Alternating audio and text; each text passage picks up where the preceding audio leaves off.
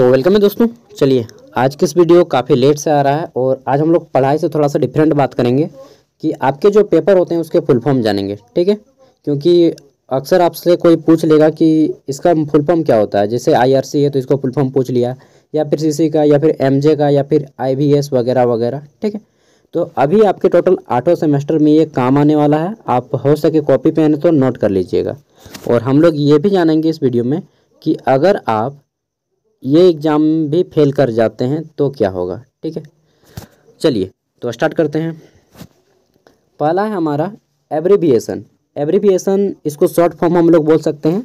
जैसे झारखंड को JH लिखते हैं शॉर्ट में, बिहार को BR, तो ये सभी जो है आपका एब्रीविएशन वर्ड है। ठीक है, जैसे BA आप लोग कर रहे हैं बैचलर ऑफ आर्ट्स, MA आप लोग कर रहे हैं मास्टर ऑफ आर्ट्स। ठीक है, चाहे PG कर रहे हैं पोस्ट ग्रेजुएट। ठीक है, तो ये सभी आपका एब्रीविएशन वर्ड है। ये तो समझ गए। ठीक है, इसी को एब्रीविएशन वर्ड कहा जाता है। अब जान लेते हैं हम लोग फुल फॉर्म। तो देखिए यहाँ पे हमारा आ जाता है CC पेपर। ठीक है, कॉमन कोर्स। इसका फुल फॉर्म क्या होता है? कॉमन कोर्स, यानी कि यह सभी के लिए कंपलसरी है। मतलब BA का भी बच्चा पढ़ेगा, BCom का भी और BSc का भी। CC पेपर जो है तीनों फील्ड के बच्चे पढ़ेंगे। ठीक है, कॉमन है सभी के लिए।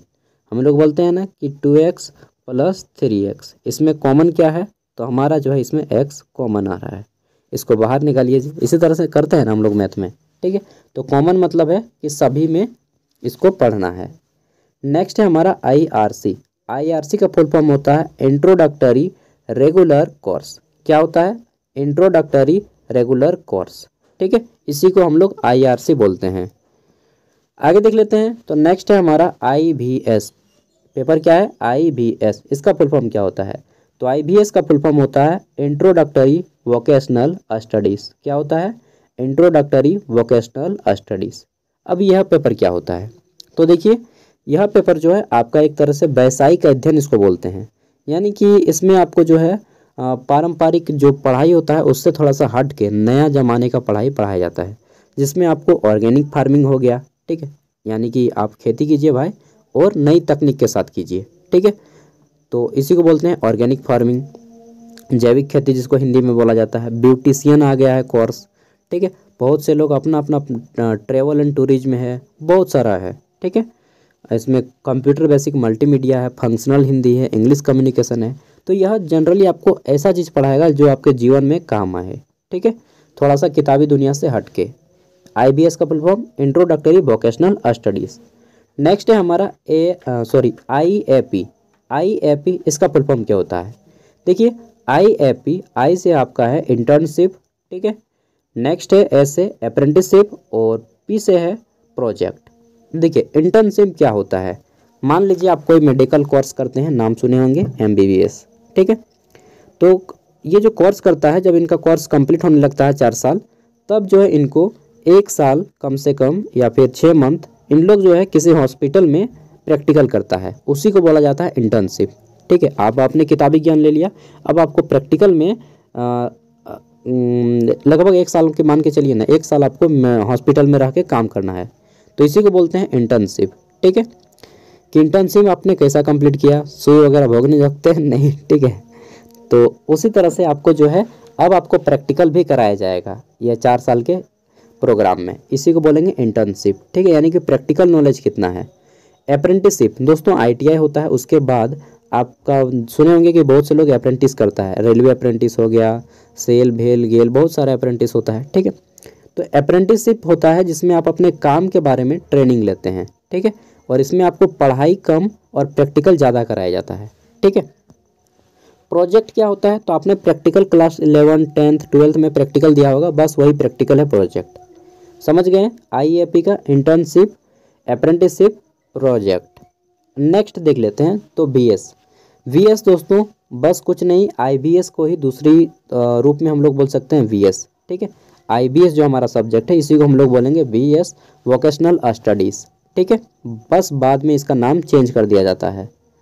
अगला है हमारा MJ पेपर, और MJ पेपर को ही दोस्तों हम लोग ऑनर्स पेपर बोलते हैं, मेजर पेपर। ठीक है, MJ मेजर, MJ से मेजर, और इससे होता है D से डिस्क्रिप्लिनरी। ठीक है, तो यहाँ पे D साइलेंट है, तो हम लोग सिंपल इसको मेजर भी बोल सकते हैं या फिर मेजर डिसिप्लिनरी बोल सकते हैं। ठीक है, तो ये हो गया आपका मेजर पेपर यानी कि ऑनर्स पेपर। और इसी को पहले हम लोग जानते थे कोर पेपर के नाम से। किस पेपर के नाम से? Core paper. बाद में जब पिछले टाइम जब हम लोग ये 3 साल का ग्रेजुएशन हुआ करता था। नेक्स्ट है हमारा यहाँ पे मेजर के बगल में लिखा है, 1 मिनट यार हल्ला हो रहा है इतना। तो मेजर के बाद आता है हमारा यहाँ पे इंटर डिसिप्लिनरी कोर्स। ठीक है, ये 2 होते हैं, आपको मेजर भी बोल सकते हैं या फिर माइनर भी बोल सकते हैं। बाद में जब आप सेमेस्टर 4 में चले जाइएगा, 3 में 4 में, तब आपका मेजर पेपर का नाम बदल जाएगा। ठीक है, और यहाँ पे नाम नहीं बदलेगा, माइनर पेपर एक ऐड हो जाएगा। कौन सा पेपर? Minor paper. और इसको शॉर्ट में हम लोग बोलते हैं एमएन पेपर। क्या बोलते हैं? MN paper. और पूरा नाम है इसका माइनर। ठीक है, माइनर डिसिप्लिनरी कोर्स या फिर इंटर डिसिप्लिनरी कोर्स। तो हम लोग जनरली इसको माइनर को एमएन के नाम से जानते हैं। ठीक है, आगे देख लेते हैं। तो फिर आपको बाद में पढ़ना पड़ेगा एएमजे पेपर। ये क्या होता है? तो ए से होता है एडवांस, ठीक है, एम से होता है मेजर और जे से होता है आपका एमजे से मेजर। ए से एडवांस, एमजे से major, disciplinary, advance, major, disciplinary. और इसको भी हम लोग बोल सकते हैं इंटर डिसिप्लिनरी कोर्स। ठीक है, आरसी। आरसी का फुल फॉर्म क्या होता है? तो आरसी मतलब होता है रिसर्च कोर्स।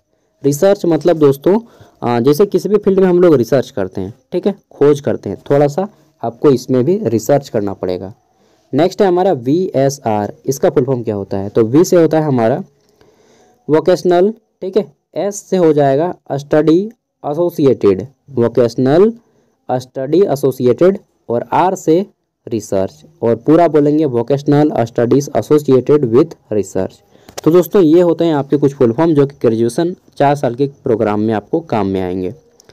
अब हमारा एक सवाल आता है कि बहुत से लोगों को अभी भी डाउट होगा कि सेमेस्टर 2 में अगर हम फेल कर गए तो क्या होगा।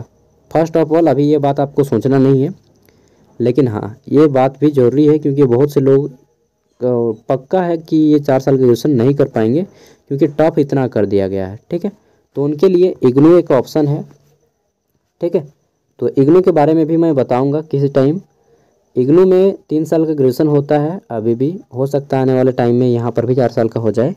ठीक है, और यहाँ पे आपको स्कॉलरशिप नहीं मिलेगा, साल में 3 बार एग्ज़ाम होगा और 3 बार असाइनमेंट लिखना होगा। असाइनमेंट मतलब इंटरनल एग्ज़ाम समझ लीजिएगा। ठीक है, और यह आप भारत के किसी भी राज्य में रह कर के एग्ज़ाम दे सकते हैं, सभी जिला में इसका एक आपको सेंटर मिल जाएगा। ठीक है, तो इग्नू के बारे में मैं कभी बता दूंगा आपको डिटेल में। इसी तरह से धीरे धीरे इग्नू का फुल फॉर्म जान लीजिए।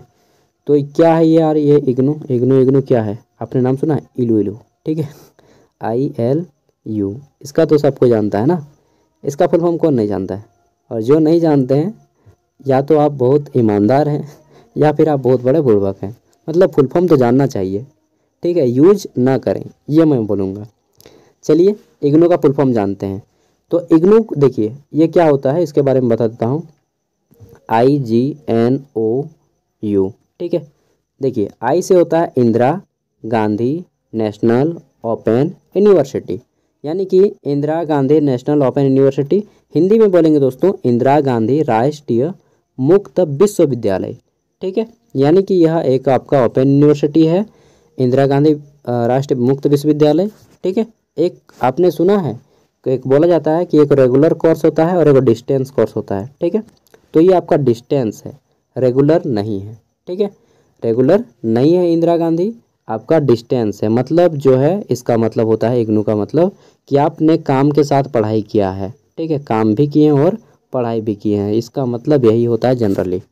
ठीक है, और ये आपका 4 साल का रेगुलर है। इग्नू में क्या होता है, कहीं कहीं पे आपको इग्नू से अगर आप पढ़े होते हैं तो आपको ऑनलाइन फॉर्म वगैरह कहीं कहीं पे फॉर्म भरने नहीं देगा, और अगर आप रेगुलर करते हैं किसी यूनिवर्सिटी से तो आपको हर जगह पे वैलिड रहेगा। ठीक है, धीरे धीरे मैं इग्नू के बारे में सब कुछ बताऊंगा। तो चलिए नेक्स्ट वीडियो में मिलेंगे, आज बस इतना ही जानिए। और जितने भी डाउट है धीरे धीरे करके मैं आपके कमेंट के सभी बताऊंगा, मन के डाउट भी क्लियर करूंगा। ठीक है, इग्नू के बारे में बस आज इतना ही, मिलेंगे अगली वीडियो में। Thank you. और आज मैं इम्पोर्टेंट वीडियो वगैरह नहीं ला पाया यार, काम था बहुत ज़्यादा। ठीक है।